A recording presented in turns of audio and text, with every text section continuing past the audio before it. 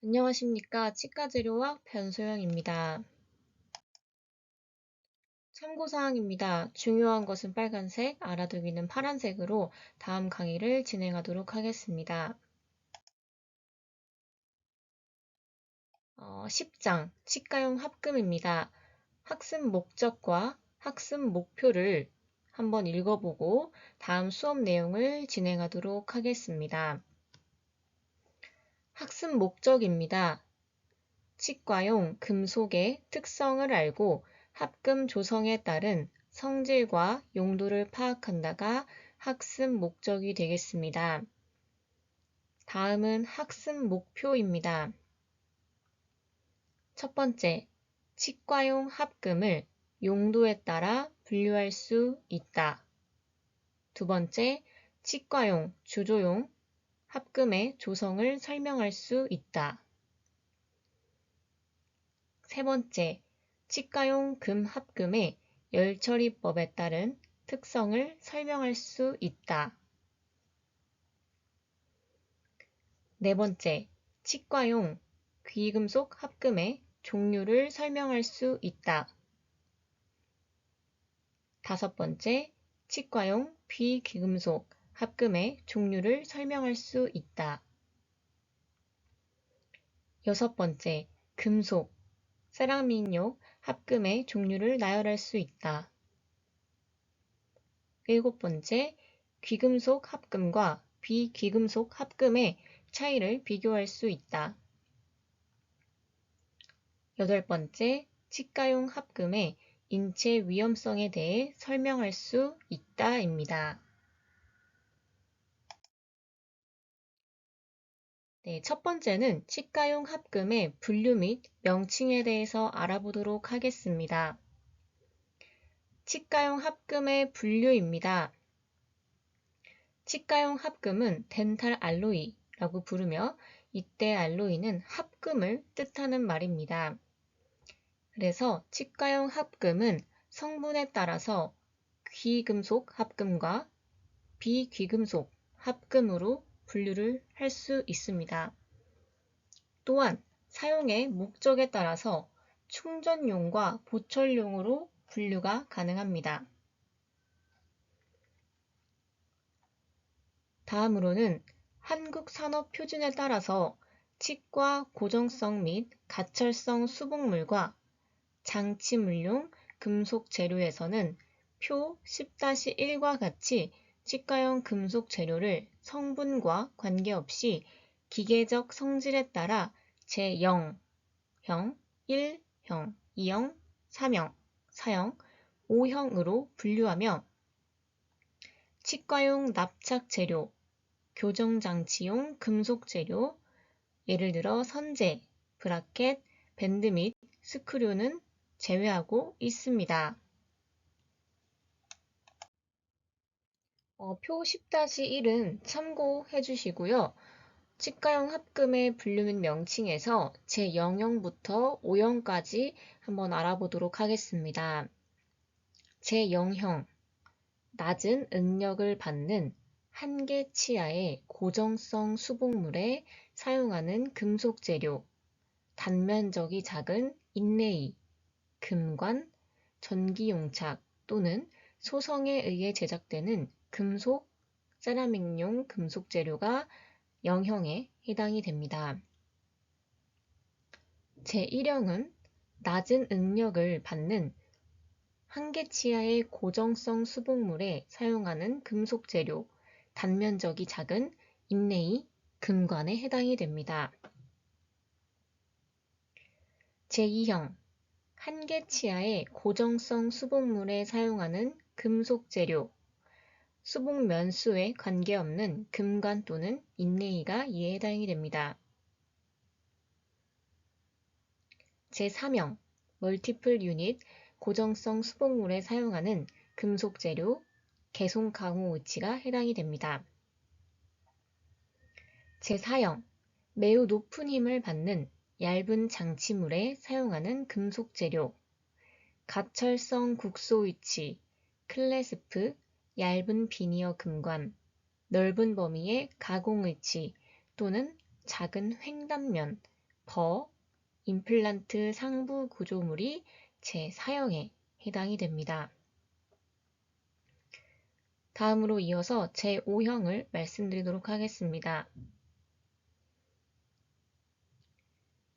높은 스티프니스와 강도가 요구되는 장치물에 사용하는 금속 재료, 얇은 국소 위치, 클래스프가 제5형에 해당이 됩니다. 다음은 표-10 금속 및 합금의 기계적 성질에 따른 분류표입니다. 유형은 0형부터 5형까지로 분류가 되어 있으며 첫 번째 칸인 0.2% 연구 변형 시험 강도를 보시면 0형부터 5형으로 보셨을 때 점점 수치가 커지는 것을 볼 수 있습니다.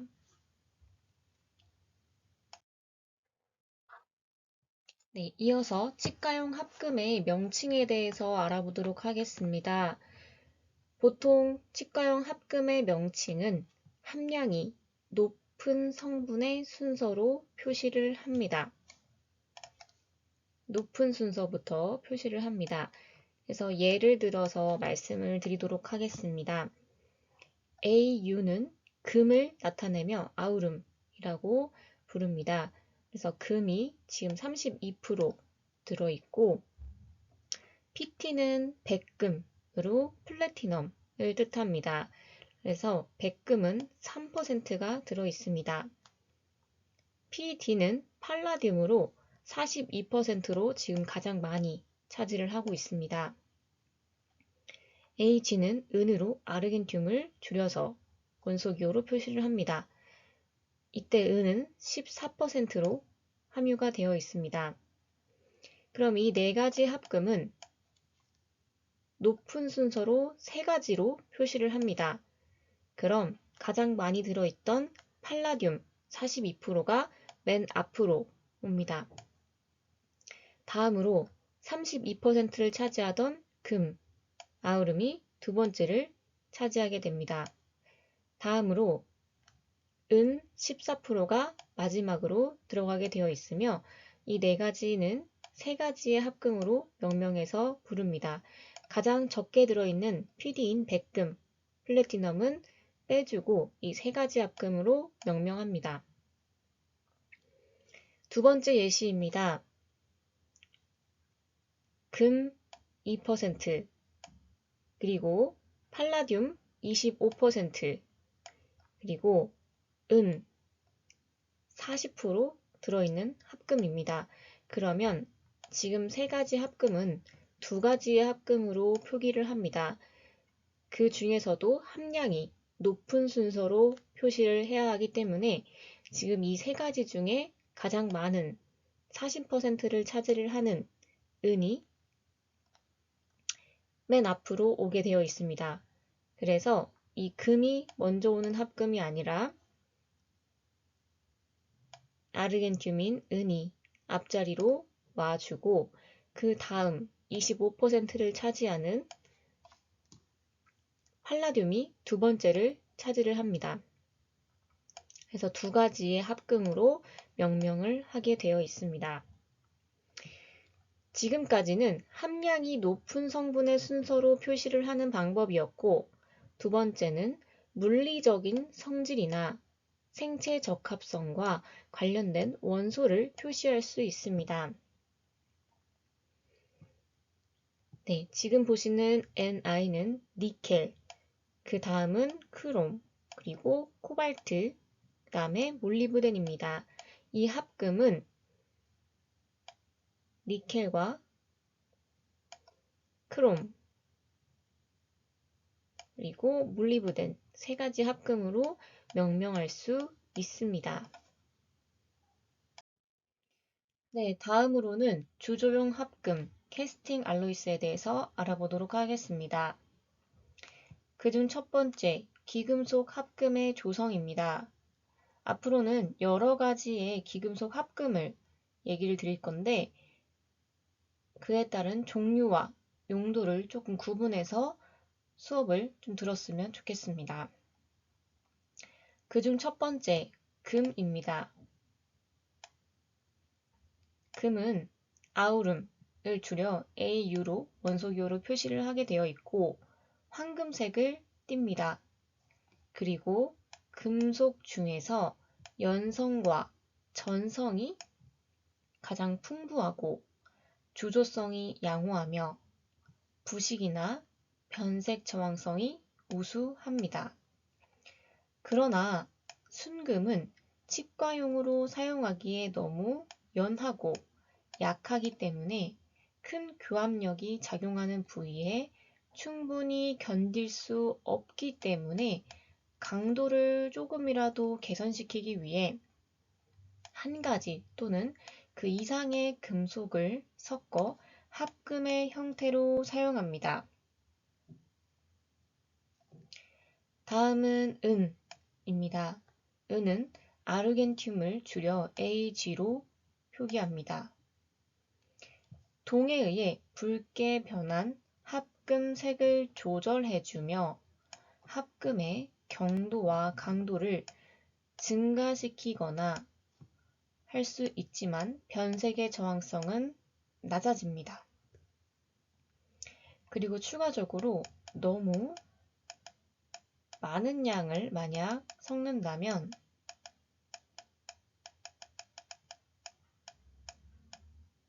색의 변화가 올 수 있습니다.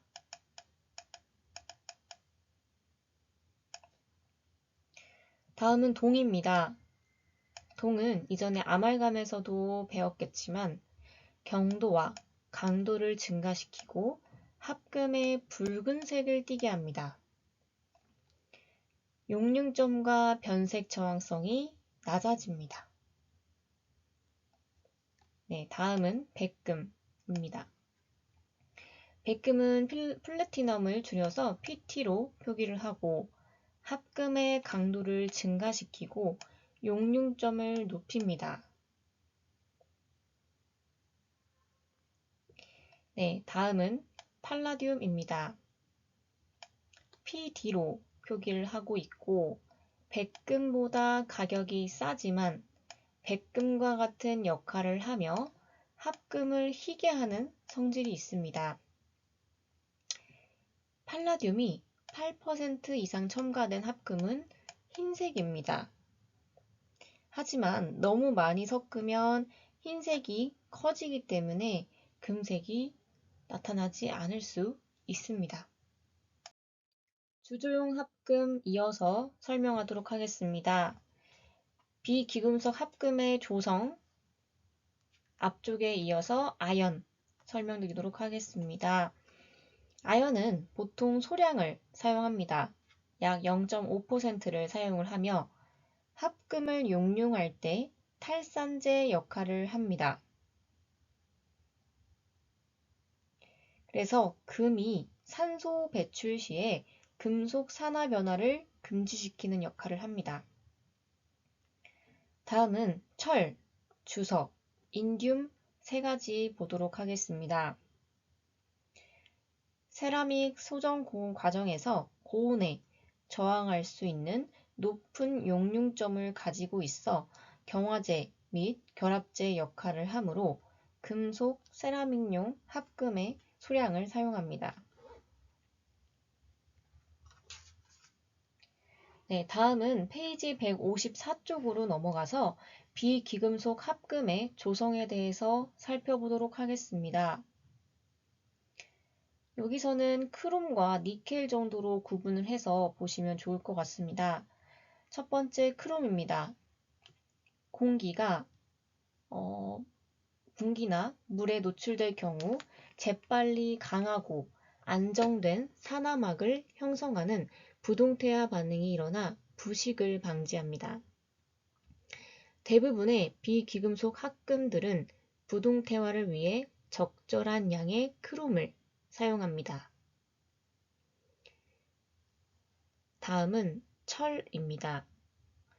치과 주조용으로는 사용하지 않고 철 합금, 스테인리스 강을 선재, 와이어로 가공하여 교정용으로 사용합니다. 다음은 니켈입니다. 니켈은 강도를 증가시키며 다른 비귀금속 원소에 비하여 연성이 좋기 때문에 금관이나 공용으로 사용을 하게 되어 있습니다. 네, 이어서 알루미늄에 대해서 말씀드리도록 하겠습니다. 알루미늄은 쉽게 부동태화하는 금속입니다. 이때 부동태화 뜻은 금속 표면에 산화 피막을 입혀 내식성을 높이는 일입니다. 그래서 금속이 본래의 반응성을 잃고 화학적으로 안정한 상태로 됩니다. 그래서 알루미늄, 크롬, 도금 따위가 공기 속에서 녹슬지 않는 현상이 이에 속합니다. 그래서 부동태화는 대략 이런 뜻이기 때문에 알고 계시는 게 좋을 것 같아서 한번 설명을 드렸습니다. 그리고 알루미늄 이어서 말씀드리겠습니다. 때때로 총이치에 의치상을 제작하는데 알루미늄 합금이 사용되기도 합니다. 다음은 베릴리움입니다. 합금의 용융 온도를 낮추고 세라믹과 결합력을 높여주는 역할을 하지만 발암 유발 원소로 분류되어 사용이 금지되고 있습니다. 네, 세 번째 주조용 합금의 종류입니다. 주조용 합금 종류 중에서도 고귀금속에 속하는 합금부터 알아보도록 하겠습니다. 금과 백금 합금은 전부 금관이나 금속 세라믹용으로 사용하며 경화제로 아연을 첨가합니다. 그리고 금과 팔라듐 합금의 경우에는 전부 금관이나 금속 세라믹용으로 사용을 하며 은을 첨가하기도 합니다. 금과 팔라듐 합금이 현재 가장 많이 사용하는 합금의 형태입니다. 금과 동, 은의 합금 경우에는 전부 금관용이며 금속 세라믹용으로는 사용하지 않습니다. 용융 온도가 낮습니다. 주조용 합금의 종류 중에서 고귀금속 합금에 이어 귀금속 합금에 대해서 살펴보도록 하겠습니다. 첫 번째로는 금과 은, 동 합금입니다. 전부 금관용이며 금속 세라믹용으로 사용하지는 않습니다. 이때 그 금, 은, 동 합금의 경우에는 금의 함량을 낮춘 합금입니다. 다음으로 팔라듐과 동의 합금입니다. 전부 금관이나 금속 세라믹용으로 사용하며 탄성 계수, 부식 저항성, 강도가 높습니다. 주조하기가 어렵습니다. 은과 팔라듐 합금입니다. 전부 금관용이며 세라믹용으로는 사용 시 변색 가능성이 있습니다. 그래서 지금 합금의 이름을 쭉 살펴보았을 때 앞쪽에 나와 있는 게 함량이 가장 큰 합금이겠죠. 그래서 이렇게 보면서 수업을 들으면 조금 더 이해가 될 것 같습니다. 다음으로는 비귀금속 합금입니다. 첫 번째로 나오는 게 코발트 크롬 합금부터 한번 살펴보도록 하겠습니다. 합금 탄성 계수가 금 합금의 약 2배 정도 높음으로 더 얇게 제작할 수 있고 비중이 금 합금의 2분의 1 정도, 반 정도이므로 좀 더 가벼운 수복물을 제작할 수 있습니다. 부식에 대한 저항성이 크고 생체 적합성이 우수하여 의치상 및 국소 의치, 금속 골격, 주조에 가장 오랫동안 성공적으로 사용이 되고 있습니다. 그러나 탄성 계수가 높기 때문에 클래스프의 탄력성이 적으므로 지대치에 과도한 힘을 가하며 취성이 높아 클래스프를 구부릴 때 파절되기가 쉽습니다. 또한 용융 온도가 높고 주조 축이 크며 연마가 어려워 금관용으로는 사용하기가 어렵습니다. 네, 다음은 주조용 합금 캐스트 알로이 중에서 니켈 크롬 합금에 대해서 살펴보도록 하겠습니다. 우선 니켈 크롬 합금 같은 경우에는 이제 고가의 귀금속 합금의 대체 재료로 사용이 되고 있습니다. 그리고 코발트 크롬 합금에 비해 유연하고 연성이 좀 큽니다. 더불어 부식의 저항성이 크고 생체 적합성이 우수합니다. 그리고 금간 및 계속 가공 의치 및 금속 세라믹용으로 가장 많이 사용하고 있습니다. 그리고 용융 온도가 높기 때문에 별도의 고온 매물재와 주조기가 필요하고 주조 수축이 크기 때문에 변연 적합성에 문제가 있습니다. 그래서 그림 10-2를 보면 현재 시판되고 있는 비기금속 합금입니다. 그래서 대략 이런 형태로 생겼다. 이 정도로만 보시면 좋을 것 같습니다. 네, 다음으로는 이제 티타늄 그리고 티타늄 합금입니다.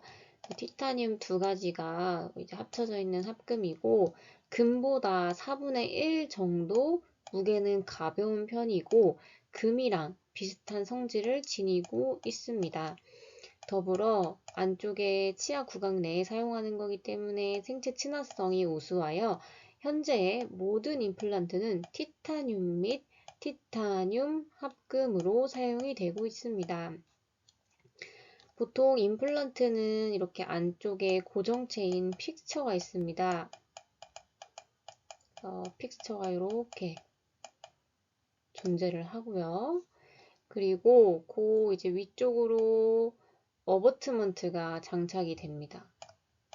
위쪽에는 어버트먼트 그리고 그 위에 이렇게 보철물이 올라가는데요. 보통 우리가 기공 의뢰서를 작성을 할 때 스캔 파일을 보내게 되면 어버트는 어떤 종류로 해야 되는지 체크하는 란이 있습니다. 그래서 보통은 원내 기공소가 있거나 자주 거래하는 기공소에는 사실 우리 병원은 어떤 걸로 그냥 루틴하게 하기 때문에 선택을 안 하는 경우도 많겠지만 이제 스캐너 상에서는 이게 선택을 하게끔 되어 있어서 여기 어버트 란에서 이제 티타늄을 선택하는 란을 보셨을 거예요. 그래서 이제 티타늄을 임플란트에 가장 많이 사용을 하고 있다. 네, 이렇게 보시면 될 것 같습니다. 이해를 이렇게 좀 해주시면 좋을 것 같고요. 그리고 다음은 동 합금입니다. 그래서 동은 금과 은의 동족으로 아연과 황동, 알루미늄과 청동, 주석, 청동을 합금하면 황금색을 띠고 주조가 가능해집니다. 그래서 가격이 제일 싸요. 근데 이제 치과에서 사용 가능성이 있기는 하지만 강도가 부족하고 주조 수축이 크고 그리고 부식이나 변색의 저항성이 낮기 때문에 부식이나 변색이 될 가능성이 굉장히 큽니다. 그래서 절대는 사용해서는 안 됩니다. 그래서 옆쪽에 사진을 보면 얼핏 보면 되게 금리 같지만 구강 내에서 변색이 돼서 제거한 동합금 보철물입니다. 그래서 이런 식으로 그 구강 내에서 변색이나 부식이 좀 크기 때문에 저항성이 낮아요. 그래서 보통 동합금은 많이 사용하진 않고 있습니다. 네, 다음으로는 이제 주조용 합금에서도 고귀금속 합금의 열 처리를 알아보도록 하겠습니다. 요거는 빨간색으로 표시는 안 돼 있지만 제가 좀 별표를 좀 해 놓을게요. 주조나 연마가 끝난 고귀금속 합금은 사용 목적에 따라 연화 또는 경화 열 처리를 합니다. 그래서 첫 번째 연화 열 처리부터 살펴보면 700도의 온도에서 10분간 가열을 한 다음에 물에서 급냉을 시키는 과정이 필요합니다. 그러면 금합금의 강도와 경도는 감소하고 연성이 증가가 됩니다. 다음 경화열 처리를 알아보겠습니다. 비귀금속과는 다르게 주조나 연마가 끝난 보철물을 200에서 450도 온도에서 15분 또는 30분 정도 가열을 한 후에 실온의 물에서 냉각을 시키거나 혹은 700도의 온도에서 서서히 냉각을 시킵니다. 선행. 그래서 서서히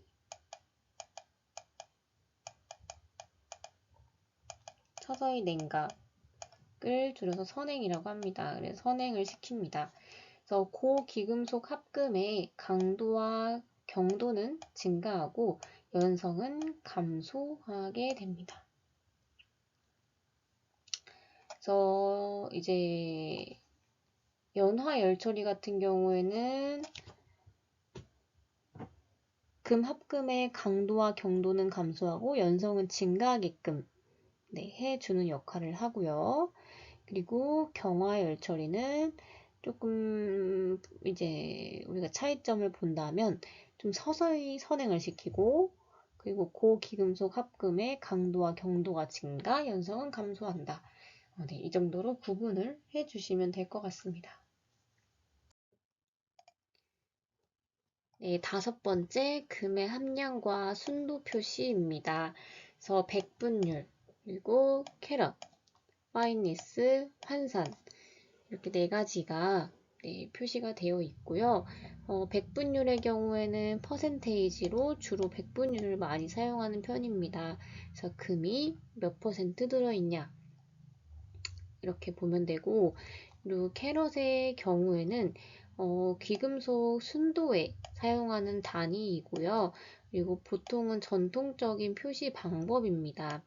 그래서 합금에 함유된 금의 단위를 나타낼 경우는 순금의 경우는 24캐럿이고 1캐럿은 합금에 함유된 금의 양의 전체의 24분의 1을 나타낸 값입니다.